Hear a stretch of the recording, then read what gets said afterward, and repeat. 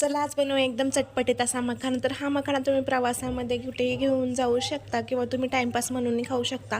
तर त्यासाठी मी 2 वाटीत मखाना घेतलेला आहे. एका पॅनमध्ये थोडंसं तेल ॲड करून घ्यायचं आहे. छान असा खरपूस होईपर्यंत परतून घ्यायचा. एकदम क्रिस्पी झाला की एका भांड्यामध्ये ट्रान्सफर करून घ्या. बघू शकता कसं एकदम क्रिस्पी झालेला आहे. आता त्याच पॅनमध्ये थोडंसं तेल ॲड करून घ्यायचं आहे. एक मूठभर शेंगदाणे याच्यामध्ये ॲड करून घ्या. टाकायचे असेल तर टाकू शकता, नाहीतर स्किप करा. मला आवडतात म्हणून टाकलेले आहेत. एकदम खरपूस होईपर्यंत तळून घ्यायचे आहेत तेलामध्ये.